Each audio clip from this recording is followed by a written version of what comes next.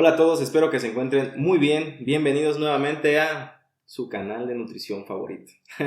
El día de hoy seguimos con estas pruebas especiales en este pequeño proyecto que tenemos, unos pequeños episodios especiales con el cual vamos a estar grabando con diferentes expertos, y en esta ocasión tenemos a otro gran invitado de honor, el licenciado Diego Casas, y me gustaría que te presentes, hermano, y también agradecerte por estar aquí. No, pues muchas gracias. Gracias por este espacio y yo soy Diego Casas, yo soy licenciado en Cultura Física y Deporte y pues principalmente lo que soy es especialista en la situación de entrenamiento de fuerza e hipertrofia. Hoy por hoy a lo que me dedico un poco a la preparación de deportistas a nivel competitivo en situación de fisiculturismo, recreativo, preparación física, consulta privada, docencia y a la generación de proyectos. Entonces, pues principalmente es un poquito eso, mi trayectoria, lo que he hecho hasta el momento. Hasta el momento lo que hago es sobre todo tratar de dar un plus en la situación del desarrollo de hipertrofia a nivel nacional y sobre todo transmitir un poquito lo que es la hipertrofia a nivel científico, trasladarla un poquito al terreno de la práctica y sobre todo divulgación al español. Entonces eso es un poquito lo que hago hoy por hoy. Sí. Y pues es muy interesante, ¿no? Yo creo que la hipertrofia hoy por hoy se ha desarrollado de una forma bastante marcada dentro del entrenamiento a todos los niveles, y la hipertrofia pues es un objetivo que buscamos todos, ¿no?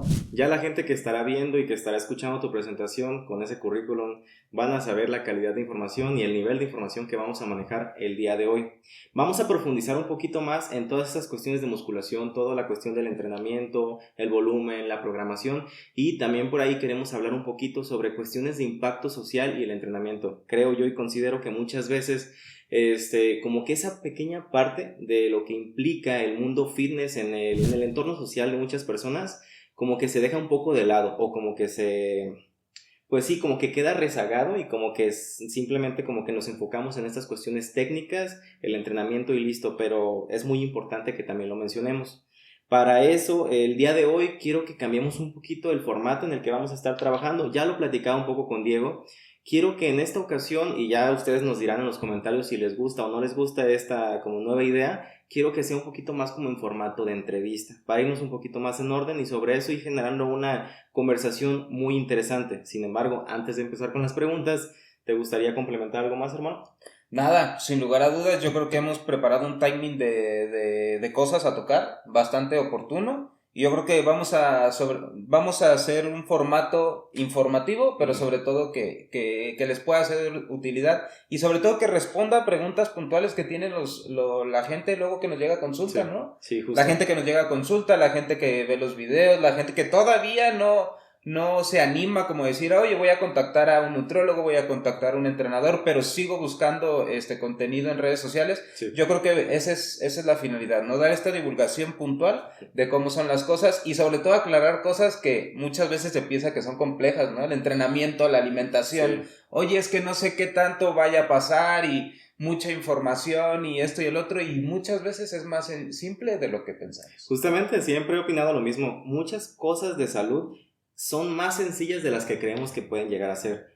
A veces son cuestiones un poquito tediosas, mucho diría yo, de disciplina, de constancia, de sostenibilidad, pero eso sí, muy sencillas. Ya hablamos que, bueno, y esto es algo que me gusta mucho decir, cuando hablamos de alimentación saludable, lo más difícil es preparar la comida y lavar los trastes.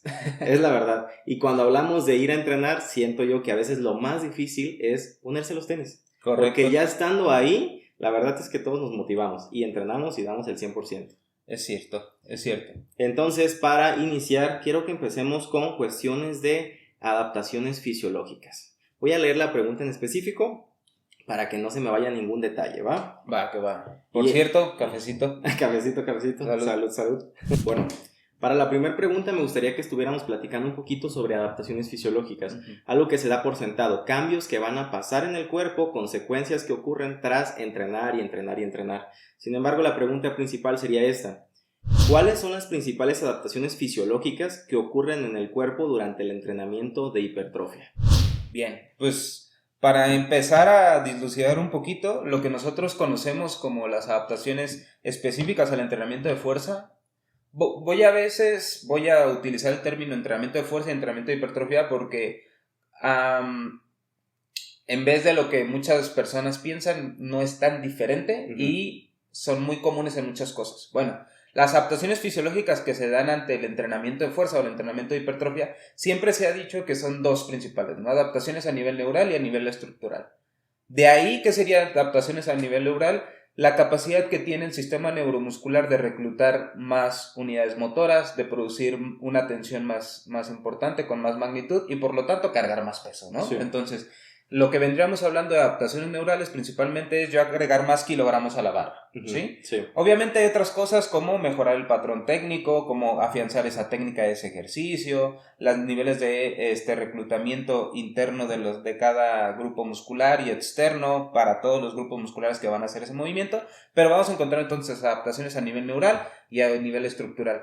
¿Qué es lo interesante de estas dos? Que hasta hace relativamente poco se daba en las clases, en las adaptaciones, que las adaptaciones neurales eran más primarias y las adaptaciones estructurales eran más tardías. ¿Qué significa? Que yo empezara a ver cambios en mi composición corporal es tardío, ¿no? A 3 meses después, el clásico, es que después de 3 meses de entrenar empiezas a ver un cambio. Y la verdad es que no. Claro. La verdad es que las adaptaciones estructurales se tenía esta idea que eran más tardías porque no teníamos herramientas en la evidencia científica de medirlas hoy por hoy con una exactitud más precisa. Sí. Hoy por hoy vemos incremento de la síntesis proteica literalmente horas después de entrenar y vemos aumento en la sección transversal del músculo día a día. Sí. Entonces, adaptaciones neurales, adaptaciones estructurales. Lo que sí podríamos decir, obviamente, es que sí son más primarias estas adaptaciones estructurales. Estamos hablando que empieza a ganar fuerza, en unas cuantas semanas yo empiezo a ganar fuerza. Eso obviamente es por una adaptación estructural, pero también es por una adaptación técnica al ejercicio. Si yo aprendo a hacer una sentadilla, pues la hago mejor y puedo agregarle más kilos a la barra, ¿no? Entonces, aprender a hacer este ejercicio también potencia o empuja que yo pueda agregar más kilogramos a la barra. Entonces, estas adaptaciones estructurales son importantes, ¿sí? Y las adaptaciones neurales, ¿ok? Es lo que sustenta que la ganancia hipertrófica se empieza a dar en fases tempranas del entrenamiento. Entonces, se podría decir en este caso que las adaptaciones que se pueden generar como consecuencia de un entrenamiento constante podrían ser incluso inmediatas. Correcto. Se podría dar por sentado cambios metabólicos, cambios hormonales, cambios estructurales del cuerpo, fisiología y todo esto, ¿no? En este sentido, también tengo entendido que cuestiones como, por ejemplo, que antes se dividían, ¿no? Entrenamiento de fuerza, entrenamiento hipertrófico. Hablaríamos de lo que sería la hipertrofia sarcomérica y la hipertrofia sarcoplasmática, si no me equivoco, ¿verdad? Sí. Bueno, en este sentido, si no me equivoco, también existía la idea que tenían que ir como por diferentes rumbos. Sí. Hoy se sabe que prácticamente el desarrollo muscular es una consecuencia del desarrollo de la fuerza. Correcto. No hay prácticamente están correlacionados. No hay desarrollo de fuerza sin desarrollo muscular. Sí, no hay desarrollo muscular sin desarrollo de fuerza. Son consecuencias de las mismas acciones. ¿Qué nos podrías complementar? Bien, lo primero es dilucidar un poquito este concepto que se tiene de la hipertrofia sarcomérica y sarcoplasmática. Lastimosamente, libros actuales, ¿sí? Bueno, un libro de hace 15 años, pues no hay problema, pero libros actuales todavía siguen diciendo, vamos a poner un ejemplo más burdo para que la gente lo entienda, que la hipertrofia sarcomérica es la hipertrofia real, la hipertrofia que te da fuerza, la hipertrofia que en verdad es, ¿no? Etcétera. Y la hipertrofia sarcoplasmática casi siempre se banaliza como una hipertrofia falsa, este bombeo de los músculos. Las cuestiones estéticas, vaya. Las cuestiones estéticas. Hoy por hoy no sabemos que la hipertrofia sarcomérica y sarcoplasmática es la consecuencia del mismo proceso, que es la adaptación estructural a estímulos repetidos de hipertrofia. Y sobre todo lo que sabemos de ellas es que, uno, no hay ningún entrenamiento para decir, estoy entrenando hipertrofia sarcomérica y sarcoplasmática. No se puede, o sea, no puedo controlar yo las variables para una forma para que se ajusten y tenga más retención de glucógeno y más, etcétera, ¿no? Y dos, lo que se ha visto es que la hipertrofia sarcoplasmática es una adaptación, es una preparación para la hipertrofia miofibrilar o sarcomérica. Me explico. en fases tempranas del entrenamiento con sujetos no entrenados por el daño muscular, se ha visto una mayor retención de glucógeno y una mayor retención de componentes no contráctiles en el músculo, lo que vendríamos conociendo como hipertrofia sarcoplasmática. ¿Por qué? Pues porque estos sujetos que no están acostumbrados a estos estímulos generan alto daño muscular, por lo tanto hay alta retención de estos componentes. Claro. Entonces, conforme los sujetos son más avanzados, van teniendo menores... No retención de estos componentes, sino menor respuesta al aumento de estos componentes. Entonces, la hipertrofia sarcoplasmática es un proceso metabólico preparatorio para añadir componente contráctil. Sí. Eso sería una cosa. Y la segunda, importante de elucidar, es la situación que comentas un poquito del entrenamiento de fuerza y de hipertrofia. Al final de cuentas, vamos a ver que tienen más cosas en común de las que pensamos, pero sí, si queremos optimizar uno u otro, si hay directrices, orientaciones muy marcadas para uno y el otro, pero sin lugar a dudas, si yo me vuelvo más fuerte, y ahorita vamos a ver con qué componentes me vuelvo más fuerte y orientándolo hacia dónde me vuelvo más fuerte, puedo tener más hipertrofia. Claro. Y si yo tengo más hipertrofia, sin lugar a dudas, me voy a volver, o puedo tener los mecanismos activos y pasivos necesarios. ¿Para qué? Para volverme más fuerte. En ese sentido tendríamos que entender que existen diferentes como bases clave para poder ir aumentando nuestros resultados físicos, ya sea que nos queramos, como dices tú, focalizar un poco más a esta fuerza principal o esta fuerza real, o que nos queramos ir como por el camino estético. De la mano vamos a ir alcanzando ciertos resultados de ambos lados, pero sí se puede marcar esta diferencia un poco, ¿verdad? Sin duda. Lo que comentas. En ese sentido hay cuestiones de, como por ejemplo mencionábamos, podría ser la carga progresiva, el volumen del entrenamiento, la programación de cómo se está dividiendo la frecuencia de estos entrenamientos.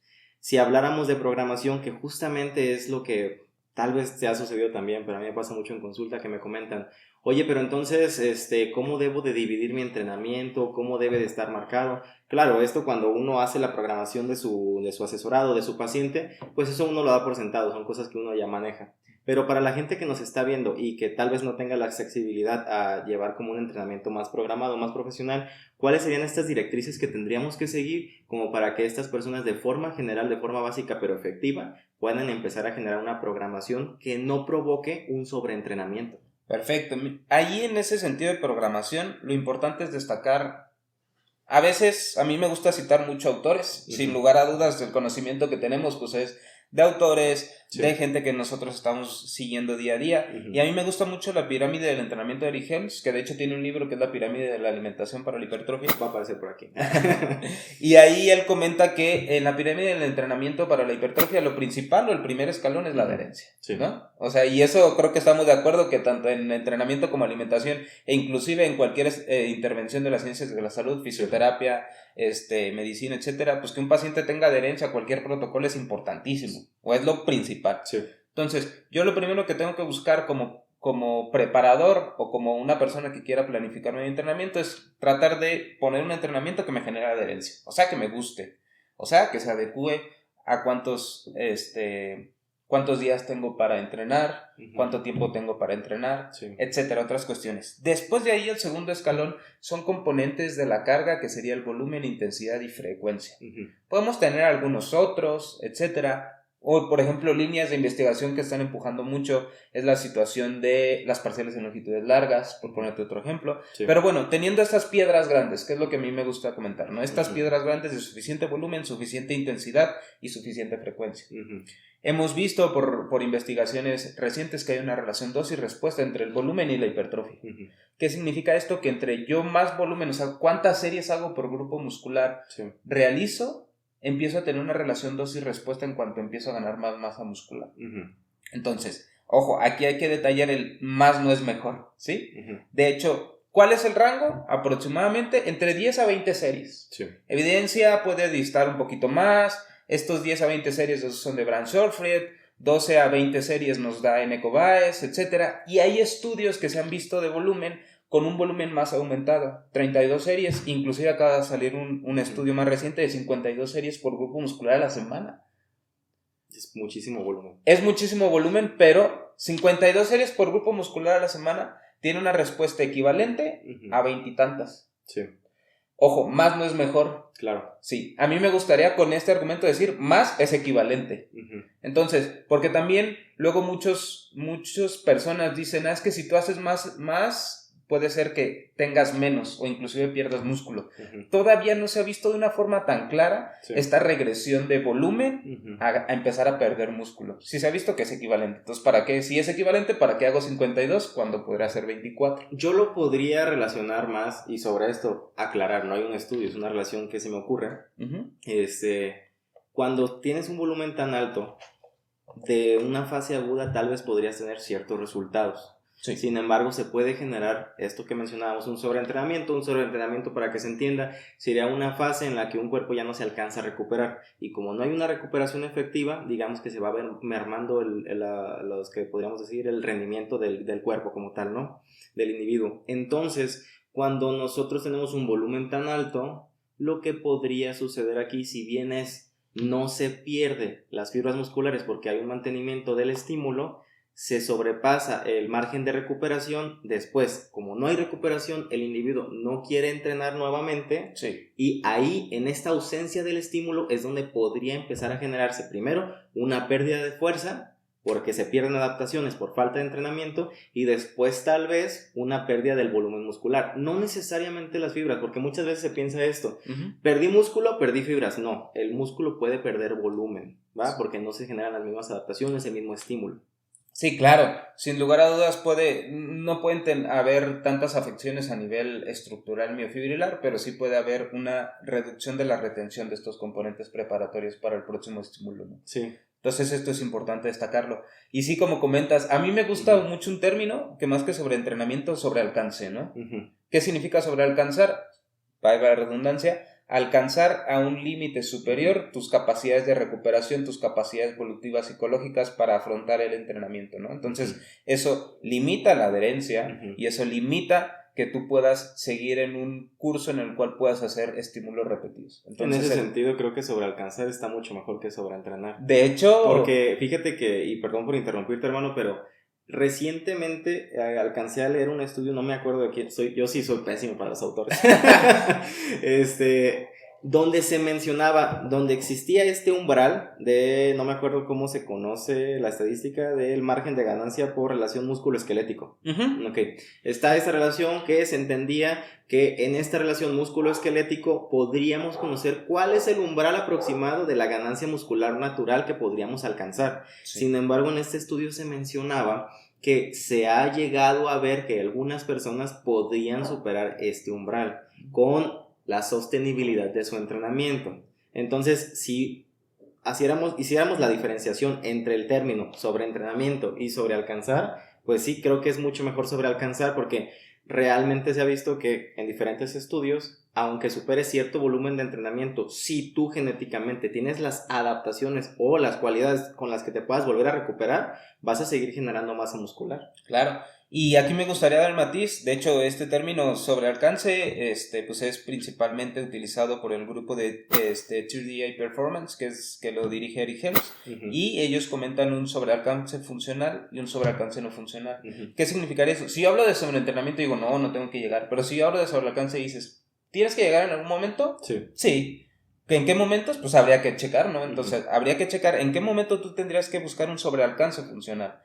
¿Qué significa? Que tú sigues con tus capacidades de recuperación bien limitadas, pero sigue siendo funcional tu línea periódica de entrenamiento. Claro. ¿Cuál es el problema? Cuando llega un sobrealcance no funcional, que principalmente se vería dando por una falta de regulación de las variables, probablemente por una periodización no tan correcta, que en eso vamos a llegar en unos momentos. Y pues principalmente es eso, ¿no? Entonces yo sí buscaría en diversos deportistas para optimizar, maximizar, exprimir, empujar sus ganancias hipertróficas un sobrealcance funcional. Lo que debería de evitar es un sobrealcance no funcional. Donde se podría generar tal vez una fase como de supercompensación, ¿no? Sí. Se alcanza, es cuando se hacen las planificaciones de descarga. Llegamos a fase de sobrealcance, digamos que podría decirse que el individuo está al límite y después necesitamos un descanso para que el cuerpo se vuelva a recuperar. Empezamos una fase de supercompensación y después otras adaptaciones al entrenamiento. ¿Sí es así o cómo lo dirías tú? Sí es así, nada más que a mí me gusta más el modelo fitness-fatiga. Uh-huh. ¿No has escuchado este modelo fitness-fatiga? ¿Qué significa? Nosotros tenemos tres líneas que van respondiendo al entrenamiento. El fitness o la situación de mi capacidad para, capacidad de rendir, uh-huh. ¿Sí? Mi rendimiento, sí. Mi fatiga y mis adaptaciones, ¿no? Uh-huh. Entonces, muchas veces lo que pasa es que mi rendimiento puede tender a la alta, ¿sí? Uh-huh. Pero mi recuperación puede estar a la baja, ¿sí? ¿Sí? Mi fatiga puede estar aumentada, uh-huh. Y mis ganancias no necesariamente van a la alta tampoco. Uh-huh. Entonces nosotros tenemos que tratar de buscar que en este modelo fitness-fatiga, uh-huh. Que el rendimiento esté ahí, la recuperación o la fatiga, más bien la fatiga esté contenida, uh-huh. Y las ganancias hipertróficas tiendan a la alta. Uh-huh. Ejemplo, eso sería un modelo o una orientación hacia la hipertrofia. Una orientación hacia la fuerza sería que el rendimiento vaya a la alta, uh-huh. Que las ganancias, con todo respeto, me importarían más o menos, uh-huh. ¿Sí? Y que la fatiga esté también contenida. Entonces, sí. Sería interesante este tipo de cosas. Pero a grandes rasgos, no digo que suple uno al otro, sino lo complementan. O sea, el modelo fitness-fatiga complementa el modelo de supercompensación. Y al final se tendría que conocer cuál es el objetivo del paciente, ¿no? Sin Porque duda. Lo que tú comentas es un modelo enfocado más al rendimiento deportivo como tal, que no tendría que estar ligado a una ganancia estética. Lamentablemente en el mundo fitness muchas veces la gente que entra al gimnasio no le interesa el rendimiento ni la movilidad como tal, la funcionalidad del cuerpo. Lo que quieren es una apariencia estética, y todo esto que estamos mencionando ahorita va a ir ligado, porque al final la apariencia estética es una consecuencia de todo lo que estamos hablando. Sí. Entonces es lo que principalmente, aquí sí me gustaría mencionar, es lo que se debería priorizar en todo tipo de entrenamiento físico. Son estímulos musculares. Estos estímulos musculares van a tener una respuesta con consecuencias para el cuerpo, consecuencias positivas, y es lo que se debería buscar, estas consecuencias positivas. Lo demás, lo que serían cuestiones meramente estéticas, va de la mano, o sea, siempre está como esta diferenciación, y creo que se debe de aclarar. Sin lugar a dudas, la gente que asiste a los gimnasios tiene que comenzar a tener un enfoque más inteligente, más de registro y más de control sobre su rendimiento sesión a sesión, comparación de sesión 1 de semana 1 versus sesión 2 de sesión 1 de semana 2, uh-huh. Y ver cómo esos estímulos están siendo replicables en el tiempo y tienen una tendencia al alta, y por lo tanto hay una relación en la cual sus ganancias van a estar teniendo a la alta, ¿no? Uh-huh. Aquí me gustaría abrir también una pregunta que, uh-huh. Sería, ok, ya comentamos, uh-huh. Que en el entrenamiento de hipertrofia es importante tener un enfoque más al rendimiento que, ok, esta semana me pesé y peso 70 y la próxima semana voy a pesar 71. O sea, un enfoque al peso, ¿no? A la composición corporal, hay que atender más al rendimiento. Uh-huh. En cuestión, te pregunto, ¿cómo uh-huh. En nutrición se ve la nutrición enfocada a la hipertrofia? ¿Cuál es un poquito, cómo tú sientes que lo ven los nutriólogos? Sí. Y cómo sientes que podemos darle un girito ahí? Y yo te menciono alguna reflexión mía. Mira, cuando hablamos de hipertrofia en general en el ámbito de la nutrición, primero tenemos que entender por qué se desea, por qué se necesita. Sin embargo, en cuestiones generales, se necesita, listo, ya está. Tenemos que analizar primero la composición corporal. Uh-huh. Sobre eso se harían estimaciones de las necesidades nutricionales y se readaptaría lo que ya está haciendo el paciente contra lo que se necesita. Sobre esto se necesita generar una carga progresiva respecto al aporte nutricional. Tenemos muchas veces en esta cuestión de la hipertrofia una necesidad proteica más elevada que por lo general un individuo común que apenas va entrenando no está alcanzando. Muchas veces esto pasa para todas las personas. Hay cuestiones nutricionales que no se alcanzan. Cuando se inicia con la planificación, lo que se necesita es que se alcance para tener estos resultados. Sobre el análisis de la composición corporal debemos ver cuál es la proporción. Tendríamos que entender, por así decirlo, hay 3 vías, ¿no? Para cuando hablamos de desarrollo muscular. Entender la fase inicial del sujeto y la fase final teórica, lo que se necesita alcanzar. ¿Cuál es la fase inicial? Entendemos el modelo de la composición. Si es una persona con niveles excesivos de grasa corporal, una persona que tiene poca masa muscular y poca grasa corporal, o una persona que está en intermedio. Se podría hablar de la teoría de somatotipos, pero no me gusta mencionarla porque estamos hablando específicamente de la composición.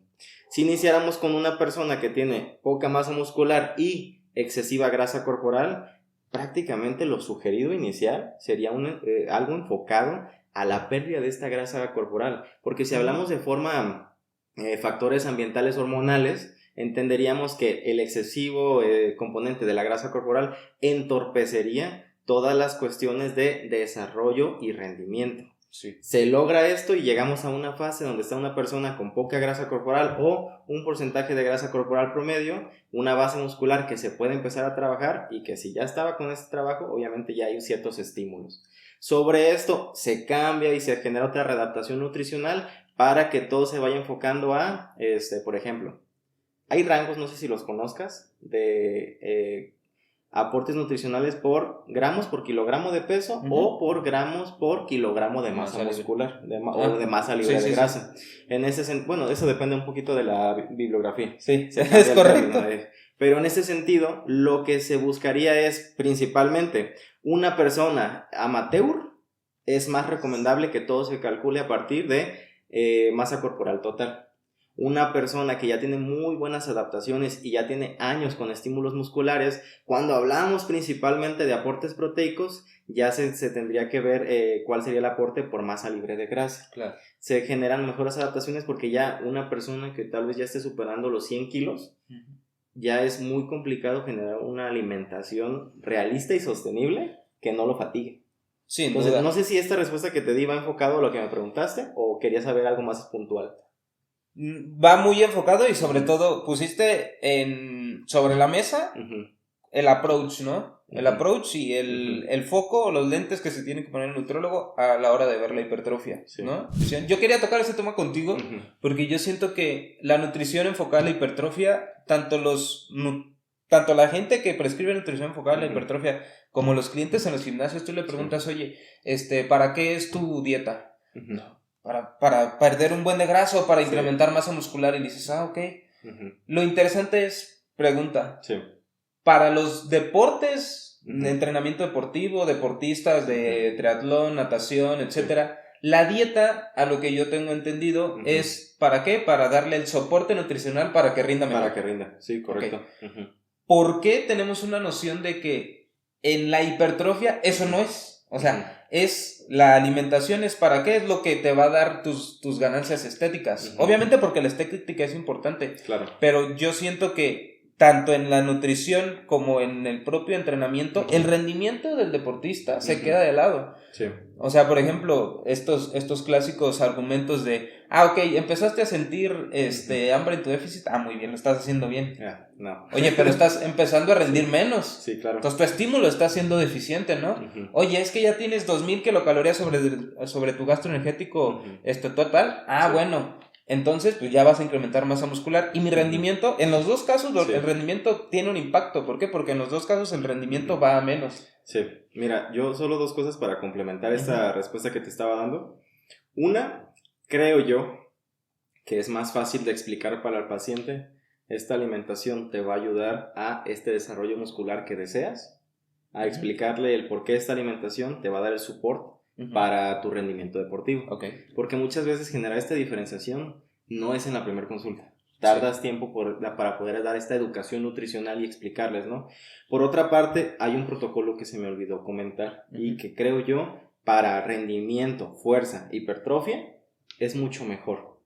Muchas veces se cree, y esto que mencionaba al principio, este déficit que se tiene que generar para perder grasa corporal que no entorpezca el desarrollo. Sí, es muy bueno, diría yo, para pacientes que ya estamos hablando arriba de 30% de grasa corporal. Independientemente de la fórmula, eso ya es muchísimo y ya va a entorpecer metabólicamente y hormonalmente el cuerpo, para casi todo, no solo para el rendimiento. Sí, claro. Sin embargo, una persona, podríamos hablar mujeres abajo de 25%, hombres abajo de 20%, en vez desde el inicio mermar el rendimiento con un déficit, podríamos hablar de un protocolo de recomposición corporal.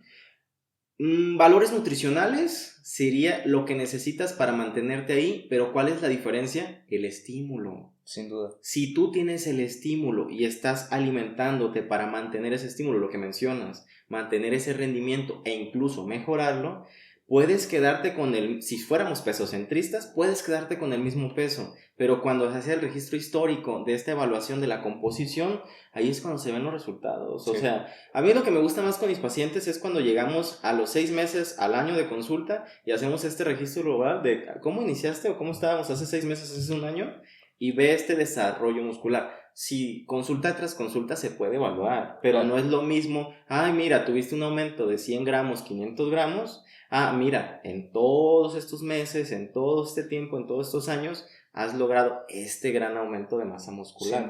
Y es a lo que voy, o sea, tienes toda la razón. Y de hecho a mí me gusta más priorizar el rendimiento en el sentido de la fuerza. A mí me gusta mucho evaluar, y le comento con mis pacientes, es si tú estás perdiendo fuerza, algo está mal con tu entrenamiento o con tu alimentación, y eso es lo que tenemos que cubrir. Sí. Es algo que no se ha inculcado correctamente en la sociedad, al menos en este país, ¿va? En ese sentido, los ancianos cada vez son más débiles. No debería ser así. Claro, existen procesos naturales como la sarcopenia, donde se va a empezar a perder masa muscular y como consecuencia vas a perder fuerza. Sin embargo, sí se ha visto que gracias al entrenamiento de fuerza, gracias al entrenamiento muscular, este proceso se puede pausar o limitar la pérdida de masa muscular. Claro. En ese sentido, es muy importante no solo evaluar la composición, sino como complemento podríamos evaluar cómo está tu fuerza en general. Ya con eso nos daríamos una muy buena idea de, mira, si estamos generando un buen desarrollo muscular, pero está siendo congruente con tu desarrollo de fuerza. Creo yo que es muy importante. ¿Tú qué opinas? Sin duda es muy importante. Yo ponía esta carta sobre la mesa porque yo sí lo veo muy así. De hecho, yo he tenido deportistas en los cuales cambian de su prime o de su alto rendimiento deportivo a la hipertrofia. Entonces, el nutriólogo que le comentó cuando era nadador de elite, le dijo, oye, es que toda la alimentación va para que tú mejores tus récords, etcétera. Se cambia de hipertrofia, ya no es eso. Ya la alimentación es para que ganes muchísima masa muscular independientemente de todo. Oye, no, ¿sabes? O sea, también tendríamos que priorizar en la alimentación la situación del rendimiento. Y obviamente, y aquí también pongo el tema sobre la mesa, porque de eso también nos hemos encargado los entrenadores de que no se dé. ¿Por qué? Porque los entrenadores no teníamos un programa, no teníamos pautas para tratar de monitorear el rendimiento, ¿no? Simplemente te doy tu PDF, vienes al otro mes y ya. Pero eso, ¿sabes? También pasa en nutrición. Sí. Hoy por hoy los programas más especializados en hipertrofia recopilan muchos datos, ¿no? Recopilan datos de tu tonelaje, tu volumen de la carga, tu tendencia de progresión del entrenamiento, tu recuperación para los ejercicios, tu preparación para la sesión, tu RP de la sesión, tu estrés, tu proximidad al fallo por ejercicio, por grupo muscular, etc. Y en base a todo eso nosotros podemos ver tendencias, ¿no? No hay que ser dicotómicos en el sentido de decir, bueno o malo, no. Tendencia. La tendencia en este grupo muscular, en este ejercicio, es a la alta. ¿Sí? En cuanto a una cierta periodicidad, es lo que comentas, ¿no? Sin lugar a dudas, en este sujeto que tú evaluaste en un año, pues va a tener un mes que le fue bien, otro mes que no le fue tan bien, un mes que esto no funcionó, un mes que en esta comida no funcionó muy bien, estos alimentos no se dieron muy bien. Ok, ¿cuál es la tendencia? La tendencia es a mejorar, es a lo que sea, la alta, a mejorar en cualquier punto. Bueno, vamos bien. Sí. Entonces, y en base a eso, aquí también aviento la siguiente piedra, es que en verdad podemos hablar de intervenciones personalizadas, ¿no? Se escucha mucho, ¿no? El entrenamiento personalizado, la alimentación personalizada. Ok, ¿personalizas en qué? Es que me dijo que nada más puede 3 veces por semana y me dijo que estos son sus grupos musculares. Eso no es un entrenamiento personalizado. Un entrenamiento personalizado es conocer al atleta, conocer su rendimiento, conocer los ejercicios que le van mejor, peor, ver cómo responde como ciertos bloques de entrenamiento, tener información y decirte, yo te voy a personalizar tu entrenamiento. ¿Por qué? Porque yo sé que cuando te pongo estos ejercicios, este acomodo, con este estímulo, con este volumen, con esta proximidad al fallo, tienes esta respuesta. Claro. Eso es personalizar intervenciones. Personalizar intervenciones va un poco en la consulta inicial y decirle, bueno, esto y el otro, pero en verdad si queremos hablar de intervenciones personalizadas, que nosotros abogamos mucho y es lo que para nosotros muchas veces es nuestro diferenciador, tenemos que tener datos. Aquí la cuestión, yo creo, es cuando se podría decir que hay un error en el término de personalizar una atención. Es cómo se educa desde la universidad, cómo se trata esta atención personalizada desde la universidad. Por ejemplo, en su momento, yo cuando estaba en la universidad, todo lo que es atención personalizada se entiende por una cuestión de entorno, ¿va? Claro. En este sentido, tendríamos que hablar incluso de creencias, usos y costumbres, preferencias alimentarias, disponibilidad, tiempos, recursos económicos. También se debería considerar. Sin duda. Por otra parte, ya lo que tú mencionas de conocer las adaptaciones, siento yo que incluso, sí, obviamente es parte de la personalización, pero es parte de ya la individualización del individuo, aunque suene redundante. Sin lugar a dudas. Porque somos seres humanos, compartimos, digamos que la misma estructura funcional del cuerpo, pero todos somos más sensibles o menos sensibles a diferentes estímulos. Entonces, aunque dos personas se parezcan, puede ser que un volumen de entrenamiento no le sirva a una persona y a otra sí. Sin duda. Sobre esto hablaríamos de cuestiones de genéticas y lo que ya mencionaba de sensibilidad. En ese sentido, ya va a depender mucho de con qué profesional estás yendo. Porque sí es cierto lo que menciona Diego. Personalizar al final no solo es eso de que puedes 3 días, te programo 3 días. ¿Qué? ¿Y ahí qué, no? ¿Qué quieres mejorar? ¿A tal músculo? Bueno, le doy... pues sí, le pongo un poquito más de volumen, o yo no sé. Y si te va bien, o sea... Exacto. Porque aquí entramos en otra cosa. Vamos a entrar en los de los variables, pero muchas veces ¿cómo soluciona el preparador que no vaya mejor? Te doy más frecuencia. Ok. Sí. ¿Tu bíceps no va bien? ¿Cuántas veces lo entrenas? ¿Una semana? Bueno, hazlo 2. Hazlo 2. O sea, incrementa el 100% el volumen que estabas haciendo de una semana a otra, pues. Sí. Entonces, sí es interesante. Y ahí es donde se tiene que ver y platicar bien con tu paciente en consulta, no con 15 minutos, decir, a ver, ¿cómo respondiste a esos estímulos? Lo vamos a ir viendo y depende de la programación. O sea, un muy buen indicador de que tú como paciente tengas o estés recibiendo una correcta atención son estas preguntas muy detalladas sobre tus adaptaciones. ¿Cómo te sentiste con este ejercicio? ¿Cómo estuvo tu rendimiento este mes? ¿Cómo estuvo tu gestión de energía? Y tal vez cómo sentiste la progresión de la fuerza. Este tipo de cosas que muchas ocasiones no se ven. Y es a lo que quería llegar. Muchas ocasiones estos errores que traen atletas o gente que quiere iniciar, pues no es por culpa de ellos. Muchas veces van al gimnasio, un gimnasio donde tal vez no haya un instructor correctamente preparado, no, dijera Tano por ahí, referencia local, ¿no? Mr. Tepetón, estuviera alguien así y no da la información correcta. Sí. Pero como es el encargado, la gente dice, pues esa es la información correcta. Entonces, por ejemplo, y regresando un poquito para atrás, lo que mencionabas, ¿por qué se debería hacer un cambio para un atleta de alto rendimiento solo enfocado a hipertrofia? ¿Dónde queda su rendimiento como tal? Aquí te menciono yo. Tal vez puede ser también por cuestiones de presión social, entorno social. Porque lo que se liga a un cuerpo atlético, mi cuerpo no lo está representando. Es que debemos entender cuál es tu disciplina. Por ejemplo, una chica que practique gimnasia artística, ¿por qué tendría que tener un cuerpo gigante? Un cuerpo súper musculado. No se vuelve necesario. Una chica que practique pole sport, tampoco. O por ejemplo danza aérea, cuestiones por el estilo. Sin embargo, en su entorno puede que alguien le esté diciendo, es que necesitas más masa muscular. Y es cuando empiezan estas dudas de, tal vez sí necesito más masa muscular. ¿Por qué? Pues no sé, pero a mí me dijeron.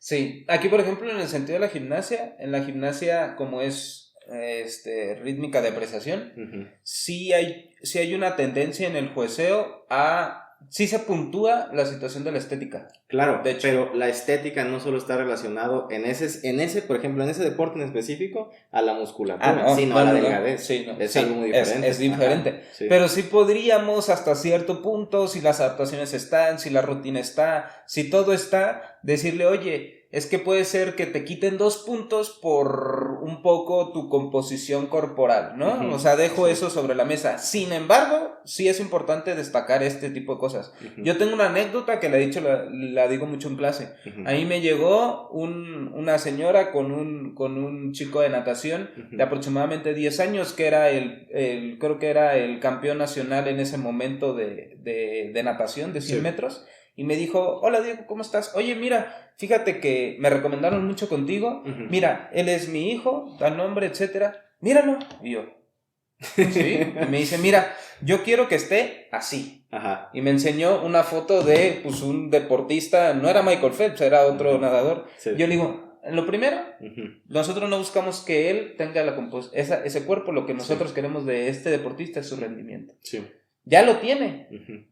Entonces, hay que cambiar ese tipo de cosas, ¿no? Porque ese tipo de cosas van, como tú dices, desde la presión social. Ahora imagínate desde la presión de tu mamá que te dice, oye, sí, eres el campeón nacional, pero no te ves como, no te ves como el campeón nacional. sí. Oye, yo tengo el rendimiento del campeón nacional. Uh-huh. Sin lugar a dudas, puede ser que el tejido adiposo sea masa residual no útil en algunas cosas. En la natación, en los deportes acuáticos se ve que sirve para la flotación, uh-huh. etcétera. Entonces, en la adiposidad en otros deportes como los de fuerza te dan unas mejores mecánicas, etcétera, etcétera. O sea, más etcétera. presión general levantas más pesado. Sí. Por eso se debe entender. Y esta es la pregunta de partida. ¿Cuál es tu deporte principal? Al final, cuando hablamos de un atleta de alto rendimiento, la musculación es un complemento para que mejore. Su entrenamiento de musculación es un complemento para que mejore su disciplina principal. Pero entendiendo cuál es la disciplina principal, se pueden dar estas mejores recomendaciones o esta correcta personalización del tratamiento. Insisto, por ejemplo, ¿por qué a alguien que practica lanzamiento de bala lo harías perder peso? No, para nada. Es incongruente. De hecho, buscaría retener más peso en la zona central, porque es donde está su centro de masa y su centro de gravedad. Si tiene más masa acumulada en menos espacio, por lo tanto su centro de masa se va a adecuar mejor a cuando necesite realizar los movimientos específicos y eso le va a dar mejor transferencia de fuerza para su gesto, ¿no? O para su competencia en particular. Es un tema grandísimo la situación de la preparación física o de los KPIs. Es una cuestión interesantísima lo de los KPIs, indicadores clave de rendimiento. Hoy se reconoce que en el deporte, en disciplinas deportivas, hay indicadores clave de rendimiento, no que garantizan el éxito, sino que hacen que un deportista tenga un buen desempeño en ese deporte. Ejemplo, un buen salto vertical, un buen salto horizontal, una buena velocidad en los primeros 20-30 metros, una buena aceleración, una buena desaceleración, un buen cambio de ritmo. Soy KPIs, indicadores clave de rendimiento que se necesitan en diversos deportes. Entonces, entender eso en la preparación física es muy importante, ¿no? Pero bueno, es un tema grandísimo. Si la hipertrofia es compleja, la preparación física, o sea, es complicadísimo, pero sí. Ya una cuestión especializada para un deporte en concreto, son muchos factores a considerar, que la verdad no nos da tema para este video. Sí, no nos da tema. Entonces, ¿te parece si pasamos a otra pregunta? Va que va. Excelente. Bueno, entonces yo creo que es muy necesario, muy importante que profundicemos un poco más en algo que ya hablábamos hace ratito, hace un momento. Estas piedras de lo que sería el entrenamiento de fuerza como tal, volumen, intensidad y frecuencia. Para eso, la siguiente pregunta. ¿Cómo consideras tú que se debe ajustar el volumen, la intensidad y la frecuencia para optimizar la hipertrofia?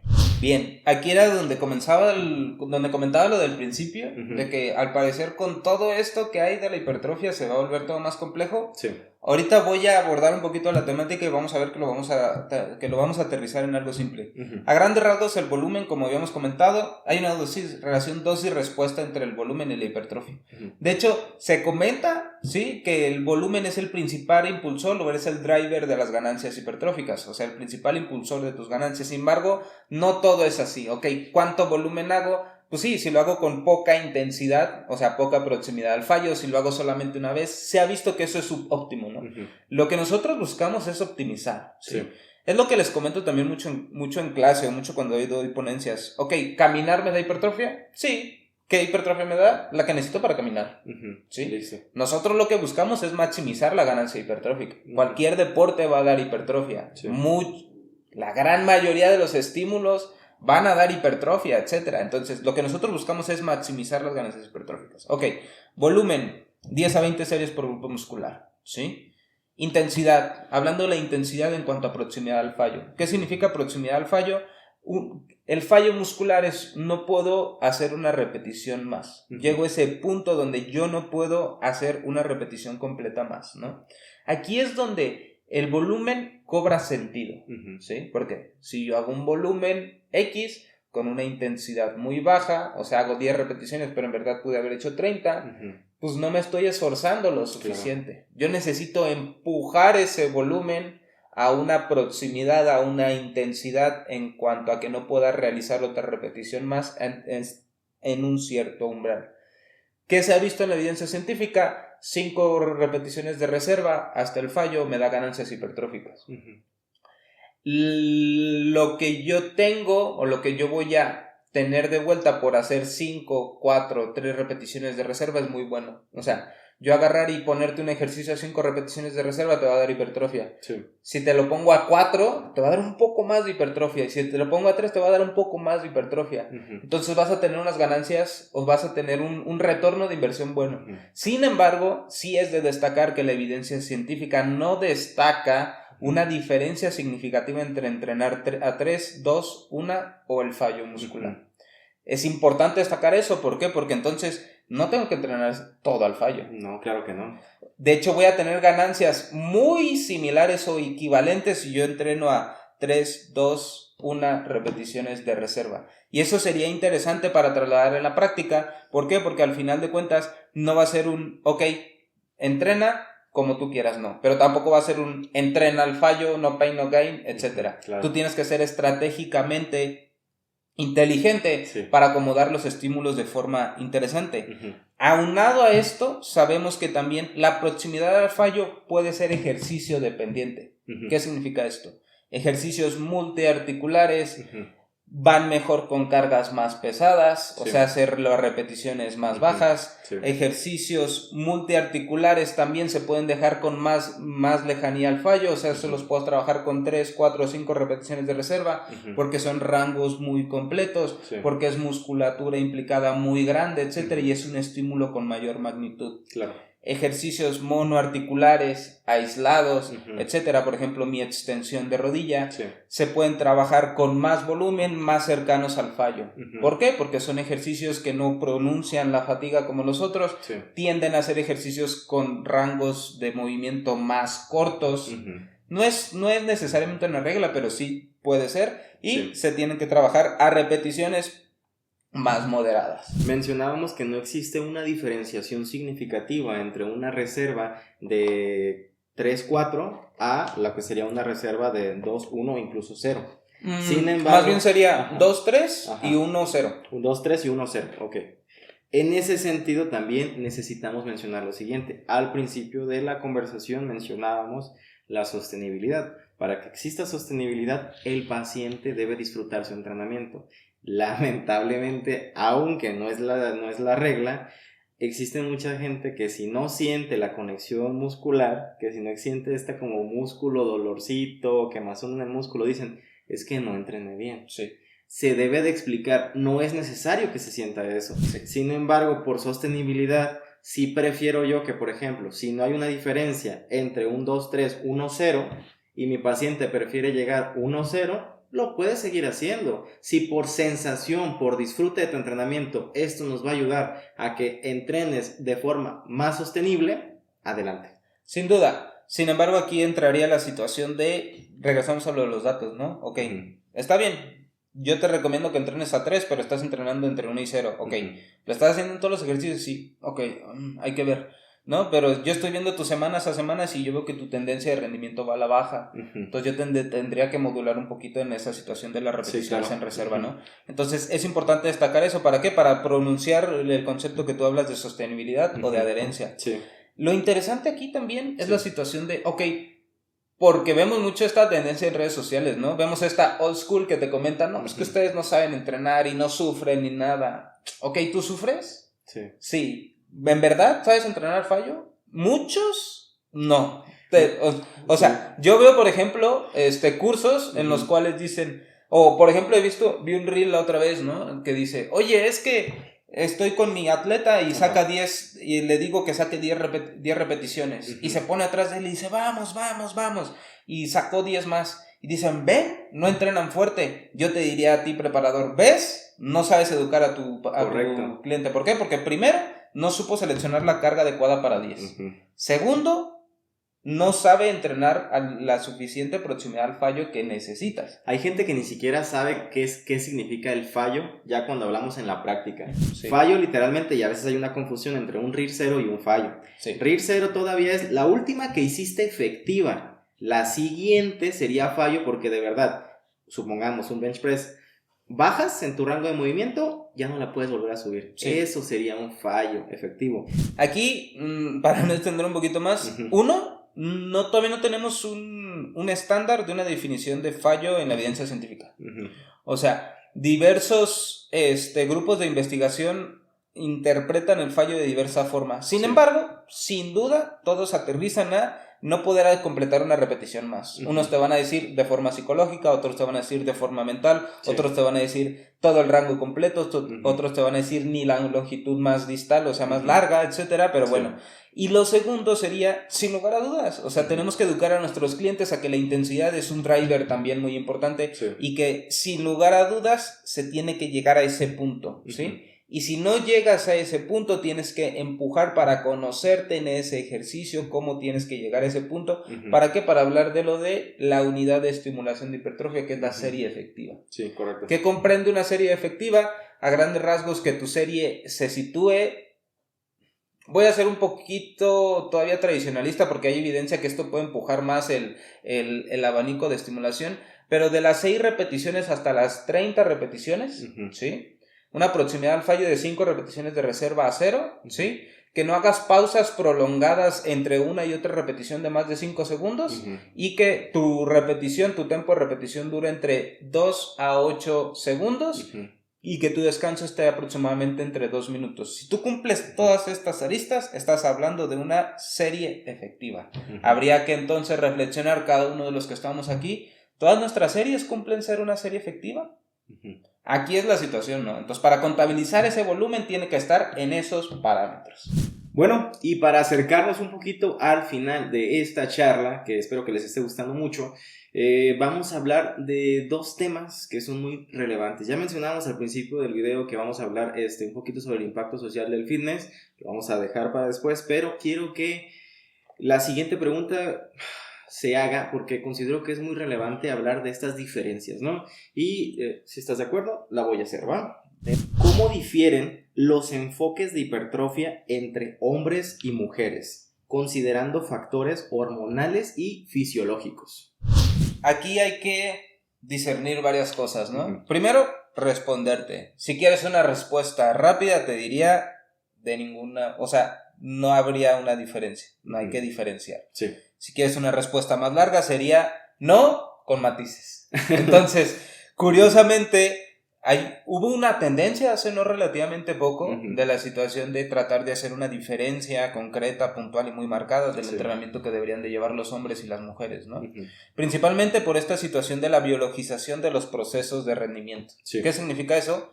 Y eso no solamente lo vemos en esta tendencia de las mujeres, ejemplo, con la situación de su fase del ciclo menstrual, lo vemos con otros tipos de poblaciones diciendo, si aquí hay tanto cortisol, hace también bastante, recordamos la situación del análisis de fatiga mediante creatinquinasa, ¿no? En futbolistas, en el fútbol. Oye, ¿por qué no simplemente les preguntas cómo estás? ¿Sabes? O sea, ¿qué es más importante? ¿Cuánta creatinquinasa tienen, etcétera? ¿O cuál es su preparación para la sesión? ¿Cómo se sienten, no? ¿Cómo te sientes el día de hoy? Simplemente, ¿no? Entonces, es curiosamente cómo se trata de biologizar mucho, ¿no? Estas teorías mecanicistas. Y estas teorías mecanicistas se aplican, por ejemplo, a la programación del entrenamiento por el ciclo menstrual. No tenemos evidencia de eso, o sea, no hay estudios que repliquen al 100% ese tipo de situaciones con mujeres. Sí hay estudios de caso, chicas reportan que en diversa fase del ciclo menstrual tienen una predisposición más o menos a ciertos estímulos, pero son reportes de casos. ¿Cuál es la principal limitación que tenemos aquí? La sintomatología asociada de todas las mujeres las cuales son deportistas. Nosotros Todos nosotros estamos en constante convivencia con muchas mujeres, nuestras parejas, nuestras mamás, nuestras hermanas, nuestras clientas, y todas presentan sintomatología asociada al ciclo menstrual diferente. Sí, correcto. No me dejarás mentir, hay mujeres que le preguntas, oye, ¿y en tus días? No, o sea, incomodidad y ya. Y hay otras que realmente la vida se vuelve insoportable. Se tumban en la cama 3 días. Hablábamos de sensibilidad hace rato, este es un claro ejemplo de eso. Ajá. Entonces, hacer una situación de la periodización para el ciclo menstrual a la mujer tendría que ser así, tiene poca evidencia, la evidencia tiene que ser puntualmente de estudios de caso y conocer bien a tu chica, ¿no? Entonces, en base a eso, y regresamos a lo mismo, pues individualizaría, ¿no? Individualizaría que en ese momento no se siente mejor para hacer tales ejercicios, tales movimientos, etcétera. Los evito, reduzco el volumen, reduzco la intensidad, pero eso no es diferente a que un sujeto me diga esta semana me siento mal. Exactamente, es simplemente hacer la pregunta correcta, ¿cómo te sientes hoy? Y sobre eso generar las adaptaciones del entrenamiento que se necesiten para seguir llevando una sostenibilidad y una progresión correcta. Y sin lugar a dudas, algo que queda afuera de esta plática, pero luego en otras oportunidades podremos desarrollarlo, es la situación de la periodización, ¿no? Sí. Sin lugar a dudas, eso que comentamos de modular, etcétera, pues es periodizar. Sí. Y esa periodización tiene que ser reactiva, ¿me explico? A grandes rasgos ya no hay tanto esta diferencia entre periodización lineal versus periodización regresiva, versus periodización, no sé. Es periodización proactiva y reactiva. ¿Qué significa periodización proactiva? Proactiva es yo decirte cada 4 o 6 semanas vas a hacer esto. Entonces estábamos hablando un poquito de las diferencias que se deberían o no de hacer en la situación del entrenamiento con hombres y mujeres.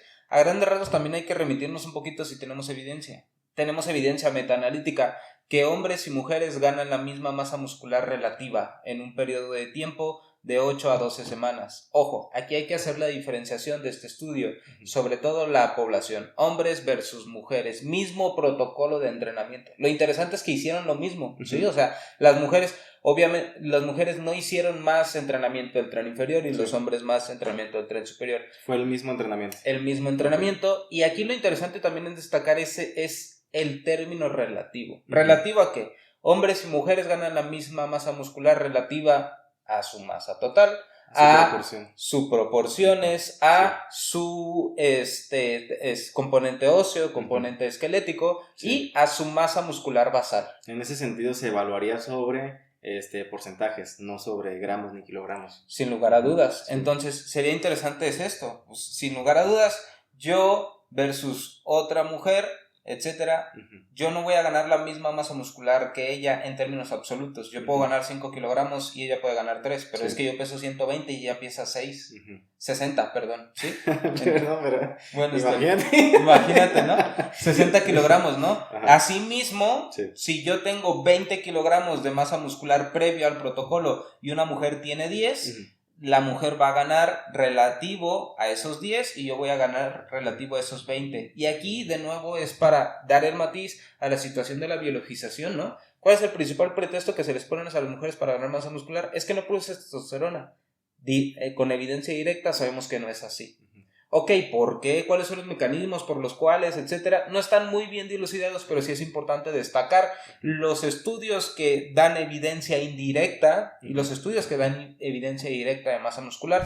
Ejemplo, el aumento de la síntesis proteica post-entrenamiento es una respuesta indirecta a la hipertrofia, ¿sí? ¿Por qué? Porque no necesariamente eso me induce más hipertrofia. Es un componente de la hipertrofia, ¿sí? Sin embargo, la evidencia directa significa cuántos kilogramos de masa muscular, aumento de la sección transversal, porcentaje, etcétera, tiene un sujeto con tal protocolo de entrenamiento en tales condiciones, ¿no? Entonces, en evidencia directa, hombres y mujeres ganan la misma masa muscular relativa a cuestiones de composición corporal. En ese sentido, lo que se tiene que intentar evitar, y es la sugerencia, evitar estas conductas de entrenamiento peligrosas donde, por ejemplo, se dice, eres mujer, entrenas diferente, e incluso hay grupos musculares donde se prohíbe el entrenamiento. Tenía el caso de una, no me acuerdo de quién era paciente, pero fue una anécdota que me platicaron, donde esta pacientita no podía o no debía entrenar pecho. ¿Por qué? Porque el entrenador le decía, es que ¿para qué quieres hacer pecho si las mujeres no tienen pectoral? Exacto, o sea, a ese grado de ignorancia, sí. ¿no? Entonces es cuando estas prácticas pueden ser peligrosas para los individuos y eso es lo que se tiene que evitar. En resumen, no hay diferencias, simplemente las ganancias van a ser diferentes de forma relativa, como lo mencionaba Diego. Porque las mujeres tienen una tendencia a tener menos masa muscular en el tren superior y los hombres a tener más en el tren superior, simplemente por preferencias, ¿no? Entonces las mujeres en su entrenamiento, en su día a día, en su semana, en su microciclo, atienden más volumen, le dan más proximidad al fallo, le dan más frecuencia a grupos musculares que ellas quieren desarrollar típicamente en las piernas, y los hombres a otros. Sí. Sin embargo, esa individualización es una individualización que yo haría en hombres, mujeres, entrenados, no entrenados, etc. Entonces, yo postulo prioridades de desarrollo en un cierto periodo de tiempo. Las mujeres típicamente van a tener prioridades más enfocadas al tren inferior, los hombres de manera relativamente mixta. Veo su respuesta de sus grupos musculares y voy adaptando el volumen. Un paréntesis aquí que me gustaría es lo que habías comentado al principio. Oye, es que puede ser que un sujeto con el mismo protocolo tenga más o menos respuesta. Eso en la evidencia científica se llama respondedores y no respondedores. Hoy por hoy en los estudios, sobre todo de intervenciones, no se habla tanto de esto funciona o esto no funciona. Se habla de esto tiene mayor cantidad de respondedores y este puede tener menor cantidad de respondedores. ¿Qué significa esto? Que un sujeto para darle 12 series por grupo muscular, uno me puede dar un aumento de 0.2% del área de sección transversal y otro sujeto 14%. Sí. Uno es más respondedor que el otro. ¿Cómo se soluciona? A uno dándole un poquito más de volumen. Porque también entonces uno diría, es que no respondo al entrenamiento de fuerza. No, es como decir que tú no respondes a la gravedad, ¿sabes? Claro. Respondes menos o responde y en diversos grupos musculares. Sí. Entonces, lo interesante es que la individualización no solamente es entre sujetos, puede ser en la hipertrofia o debe de ser en un nivel avanzado por grupos musculares. Todos tenemos sujetos, todos tenemos grupos musculares que responden de diversa manera a tanto volumen de entrenamiento. Por si hay alguien que se le esté dificultando entender cómo se entendería o se explicaría esta diferenciación de sensibilidad o de respuesta, podríamos generar un pequeño ejemplo, la sensibilidad a la cafeína. Sin duda. A pesar de que todos podemos responder a la cafeína y vamos a responder de la misma forma dependiendo de la cantidad de cafeína que integremos al organismo, hay gente que va a responder más pronto a estas respuestas a menos cantidad. Claro. Y eso es cuando se habla de la sensibilidad. Esto se traduce en cuestiones de entrenamiento. No todos vamos a responder de la misma forma al mismo grado de estímulo. Sí. Hay gente que necesita un poquito más. Sí. Yo tengo chicas que hacen 8 series de glúteo a la semana. Sí. Con eso tienen. Yo tengo chicas que necesitan hacer 20, empujarlas, hacer un bloque de especialización, etcétera, etcétera, etcétera. Y apenas responden, ¿no? Entonces es interesante desarrollar esto y eso sería la individualización y el entrenamiento personalizado. Tu cliente, ¿cuáles son sus grupos musculares que responden mejor o peor, etcétera? ¿Cómo los acomodas? ¿Qué prioridad les das? ¿Qué orden o qué acomodo les das en tu sesión y en tu semana? A grandes rasgos también sabemos en evidencia científica que el orden de los estímulos no altera tanto el resultado, pero influye mucho en la programación. A grandes rasgos, mis prioridades máximas, cargas pesadas, ejercicios multiarticulares van al principio y arriba en la sesión de entrenamiento. Si a mí me importa desarrollar el pectoral, trabajo el pectoral el lunes, por poner un ejemplo, el día que estoy más descansado.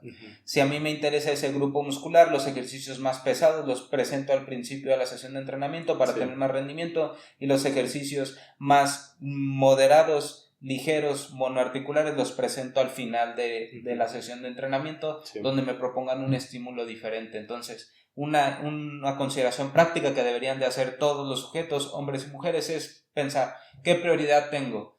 Mi prioridad es mi bíceps. Ok, ¿qué día lo entrenas? El viernes. Ok, ¿cuándo lo entrenas? Lo entreno al final de la sesión. Ok, ¿cuántos ejercicios le das? 3.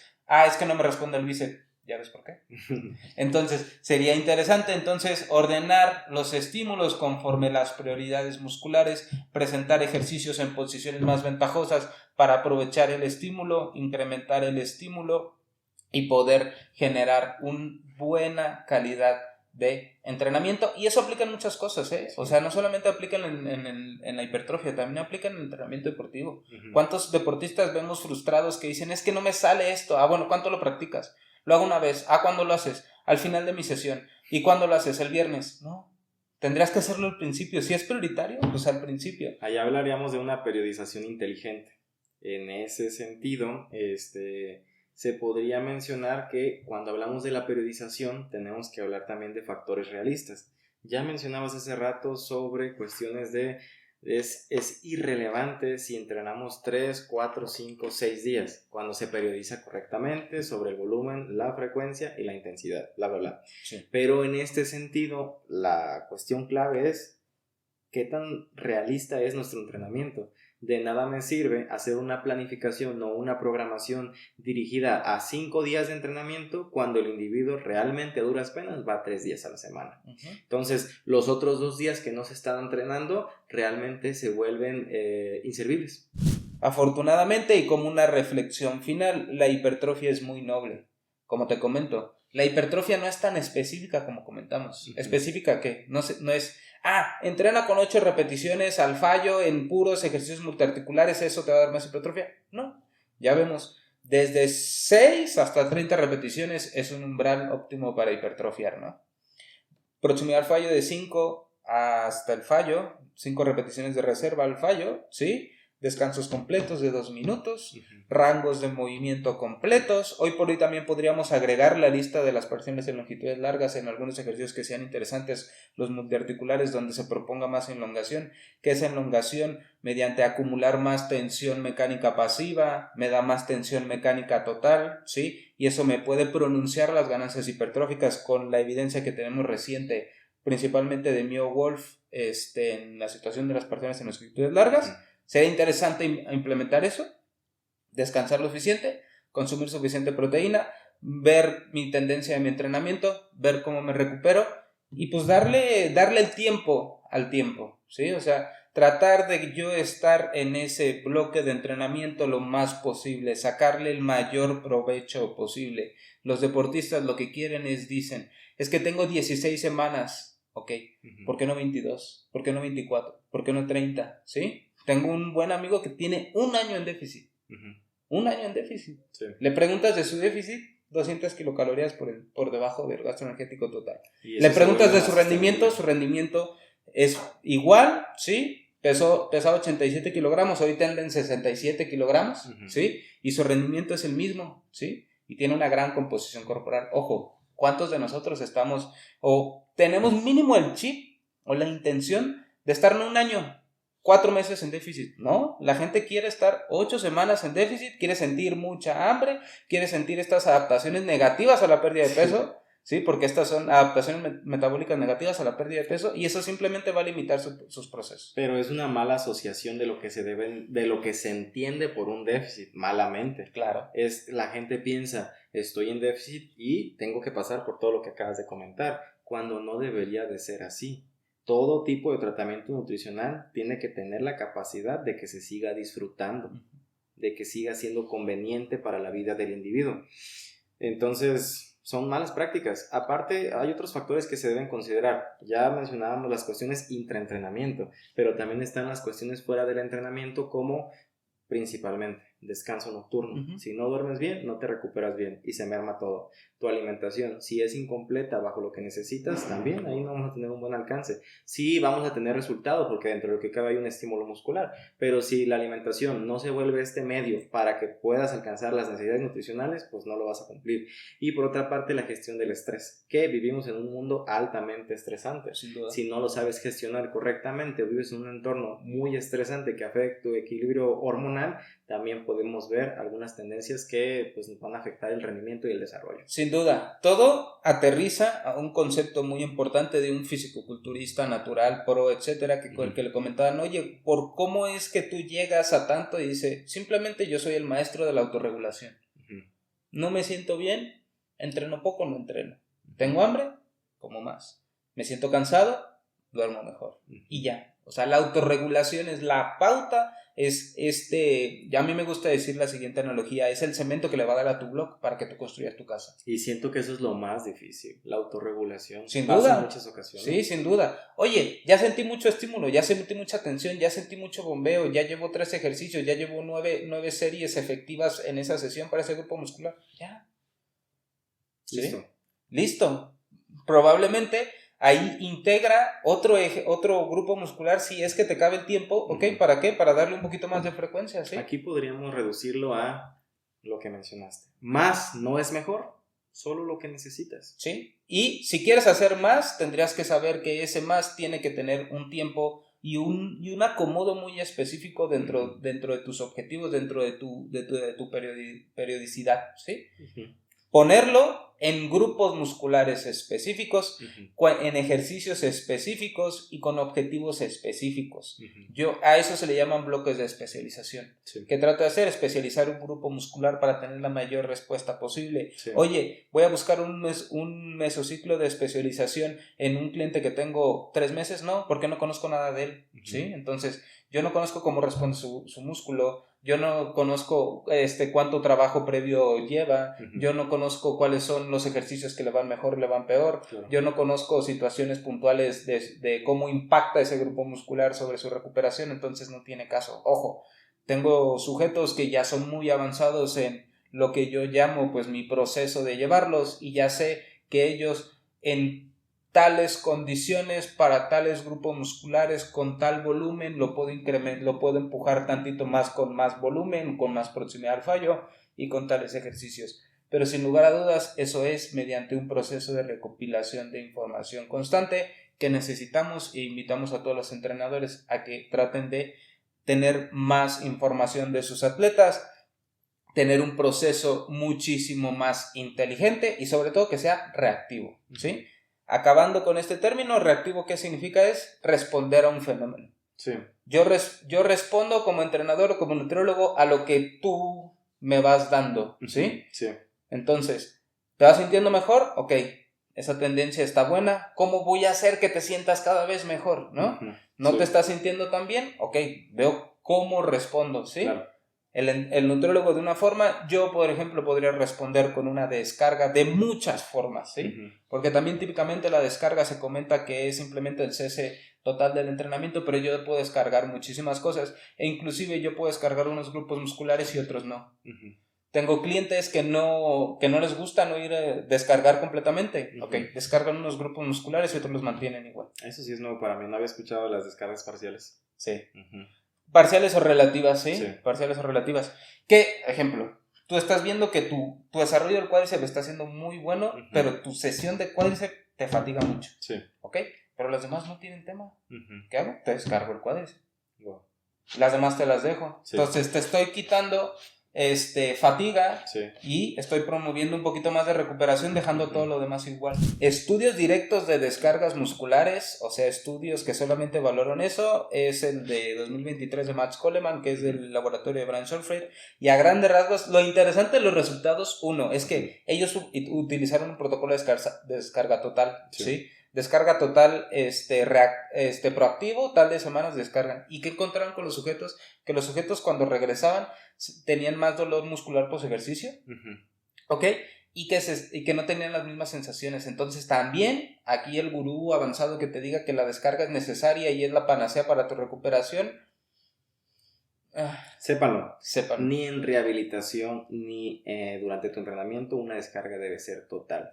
Sí, lo dicen incluso los fisioterapeutas. Cuando hablamos de la rehabilitación física, para, por ejemplo, vamos a ponerlo de esta forma, un daño articular, sí, el entrenamiento físico o los movimientos que se tienen que realizar como rehabilitatorios tienen que ser readaptados a las condiciones actuales. No tiene que haber un cese total del movimiento porque el cese total daña justamente y retrasa la recuperación de estas cuestiones articulares o incluso musculares. Sin duda, sí. Eso es un gran tema y sin lugar a dudas esperamos que tenemos un fisioterapeuta para que nos aclare un poquito de eso, porque también si hay cosas que cortar del entrenamiento, de la fisioterapia, entonces... es otro mundo también. Sí. Bueno, pero entonces, para no alargar tanto este video, porque también puede llegar a ser muy cansado, porque por lo que voy viendo, va para un episodio de más de hora y media, Probablemente pero sí. muy buen episodio, la verdad me está gustando mucho. Vamos cerrando con el último tema que me resulta muy importante porque casi no se platica del impacto social de la cultura fitness, y para eso, ¿estás listo para la siguiente pregunta? Sí, vamos a darle. Va que va. ¿Cómo aborda los estereotipos de cuerpo dentro de la cultura del fitness? Especialmente en relación con la presión social para alcanzar ciertos estándares físicos. Lo primero es destacar la extrapolación de un programa de entrenamiento que le funcionó a un sujeto que se ve de tal forma a otro sujeto totalmente diferente. ¿Por qué? Porque no van a tener los mismos resultados, casi se los aseguro, ¿no? Entonces, para un sujeto que tenga unas proporciones antropométricas X, que tenga unas situaciones ventajosas para producir una cierta cantidad de masa muscular, un cierto aspecto, inclusive las inserciones musculares son totalmente diferentes, sí, etcétera. Entonces, lo importante sería los estereotipos de cuerpo son individualizados a más puro palabra de individualización, ¿sí? Entonces, sin embargo, sí podemos tener nosotros una tendencia hacia desarrollar unos ciertos grupos musculares para atender unas necesidades estéticas, para para mejorar la proporción, etcétera, ¿no? Sí. Sin embargo, los estándares de los cuerpos, es importante destacar que la sociedad da unos estándares de cuerpos que son sanos, ¿no? Que hasta tú lo ves, ¿no? Tú lo ves un sujeto que lleva un buen volumen, no estos volúmenes bulking, etcétera, sí, y tú le dices, oye, ¿en verdad entrenas? Y cuando ves un sujeto muy depletado, cuando ves un sujeto con un poco porcentaje de grasa, le dicen, oye, sí estás haciendo las cosas bien, ¿no? Sí. Entonces, la motivación es muy importante en esos puntos de vista, ¿no? Porque a partir de ahí es que se generan estereotipos. El primero, pues que tienes que estar seco todo el año. Claro. ¿Necesitas estar seco todo el año? No. No, y algo ¿necesitas real. tener un porcentaje de grasa bueno en todo el año? Sí. ¿Ok? Como lo comentaste al principio, porcentajes de grasas altos tienden a glucolipotoxicidad, algún proceso de resistencia a la insulina, y eso condiciona la respuesta anabólica. Entonces, destacar que los estándares que tenemos de los cuerpos, pues no tendrían que ser un punto que tendríamos que considerar mucho, ¿sí? Y que diversos cuerpos van a responder de diversas formas y van a dar tales adaptaciones a tal entrenamiento. Destacar que ningún entrenamiento por sí solo te va a dar el cuerpo que quieres. Sí. El entrenamiento continuo, el ajuste de las prioridades, el ajuste del volumen, la atención particular en los grupos musculares con algunas orientaciones, te van a dar ese cuerpo que tú quieres. ¿Sí? Entonces, y si habláramos de estas cuestiones, cánones estéticos sociales, preguntarnos eso, de lo que acabas de mencionar, ¿por qué quiero el cuerpo que quiero? O sea, ¿de dónde nace esa necesidad? Principalmente tendríamos que hablar de el canon estético que se debería alcanzar, debería ser individual y personal.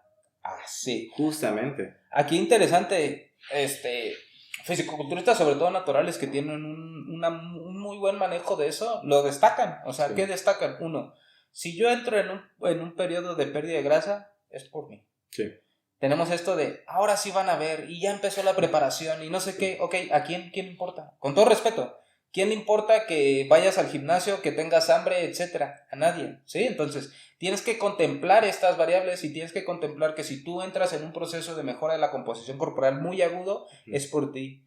¿A quién le tienes que demostrar? A nadie, ¿sí? A ti, simplemente. Oye, ¿le debes algo a alguien por hacerlo? No, ok, entonces tú puedes parar cuando quieras, tú puedes empujar cuando quieras, tú tienes que saber que la decisión de llevarte a esos extremos es tuya y no tiene que afectar otros ejes de tu vida, ¿no? Y creo que de aquí nace esta alta demanda actual de este uso de fármacos, porque el aparentar alguna imagen física de forma inmediata, porque hay cuerpos que se pueden alcanzar, hay que entender que estos químicos no son mágicos, simplemente aceleran la recuperación. Si tienes las palancas, las inserciones para que tengas una apariencia muy estética, incluso la genética para poder desarrollar un cuerpo estético más o menos rápido que otra persona, se va a alcanzar al paso del tiempo, es una consecuencia. Y mira, Ahorita te voy a mandar algunas fotos de fisicoculturistas naturales. Uh-huh. Tú los ves, el punto al que llegan mejor que un culturista libre. Uh-huh. Tú ves esos cuerpos y dices, no, ese sujeto es imposible que pueda ser natural, uh-huh, etcétera. Y es natural, ¿sí? Entonces, ahorita se los vamos a presentar aquí, diversos cuerpos, los cuales son de fisicoculturistas profesionales naturales, uh-huh, que llevan un proceso muy estricto, pero muy inteligente, muy controlado, uh-huh, en la mayoría de los casos. En todos lados se cocinaba, sin lugar a dudas.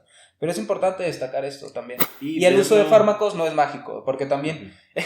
Luego, a mí me han llegado sujetos que utilizan farmacología y le digo, oye, mira, vamos a rastrear tu rendimiento, vamos a esto, me tienes que llenar esto. No, yo uso chocho. Oye, ¿eso qué? O sea, la fatiga no te aplica, tú no eres absolutamente no respondedora a la fatiga porque usas chocho. No, inclusive tendríamos que puntualizar más eso porque te vamos a llevar unos límites en los cuales pueden ser riesgosos para ti, ¿no? Proximidad, alta proximidad al fallo, un sujeto que pesa 100 kilogramos, que ya tiene una muy buena fuerza, que pone 5 discos a la barra en sentadilla, llevarlo a un RIR 0 en 3 veces por semana es muy peligroso. Entonces la periodización y la programación se vuelven muy relevante en ellos. Bueno, chicos, se podría decir que llegamos a la parte final del video. Entonces, de verdad mencionar que fue un video muy especial para el canal, porque hablamos con mayor profundidad de un tema que en lo personal a ambos nos gusta mucho, lo que es la musculación, pero inteligente. Entonces esperemos que también a ustedes les haya gustado. Ya saben que existe la apertura para que en los comentarios nos dejen sugerencias para próximos videos, y que en esta ocasión, y como siempre, dejen todas las preguntas que quieran, ya sea para que las respondamos en los comentarios, o que incluso tal vez haya una segunda parte. Ustedes deciden. Para finalizar, me gustaría hacer aquí un anuncio, más o menos. Sí, acabamos de desarrollar justamente para esto que comentamos de las chicas, yo sé que lo comentamos en unos 20, 30 minutitos, pero acabamos de desarrollar una certificación online para el entrenamiento del glúteo y tren inferior. Vamos a estar varios ponentes, y asimismo dejarles las premisas de que estamos planeando una certificación presencial de tren inferior y glúteo dictada por mí, y pues sería interesante desarrollar esto, y lo que buscamos con esto no es decir, ese hemisferio es el más importante, sino es decir, ok, tenemos este interés, ¿no? Porque muchas veces se reduce también las certificaciones a algo muy conservador, o las formaciones a algo muy conservador, y lastimosamente las universidades no llevan el paso de lo que llevan las actualizaciones, ¿no? Entonces cuando una universidad se actualiza en su programa, pues ya hay cosas nuevas. Ahorita lo que nosotros tratamos de hacer es impulsar estas necesidades que hay con chicas competidoras, recreativas, etcétera, para cómo orientar su entrenamiento, pues para ese objetivo, que es válido. Oye, es que quiero tener los glúteos más prominentes que se hayan visto en el gimnasio. Sí, pues es súper válido. Necesitas tener las herramientas necesarias para eso, y no necesitas decir, bueno, más pataditas. Creo yo que este tipo de certificaciones son muy importantes. Una, entendemos las necesidades estéticas para cierto tipo de competencias. Claro. Otras por gustos personales, pero también muy importantes cuestiones de movilidad articular, en este caso enfocado hacia la zona de la cadera. Sin duda. Debemos de entender que cuando existe un entrenamiento que no es eficiente para el tren inferior, lo que va a generar es debilidad en las zonas articulares. Esta debilidad a largo plazo puede generar desgastes que limiten nuestro movimiento físico, y una parte importante del entrenamiento es justamente eso, la funcionalidad del cuerpo. Entonces por eso debemos saberlo entrenar correctamente, y este tipo de programas nos dan la oportunidad. De hecho, precisamente a mí no me gusta hablar de calentamiento, me gusta hablar de preparación para el entrenamiento o competición. ¿Qué significaría eso?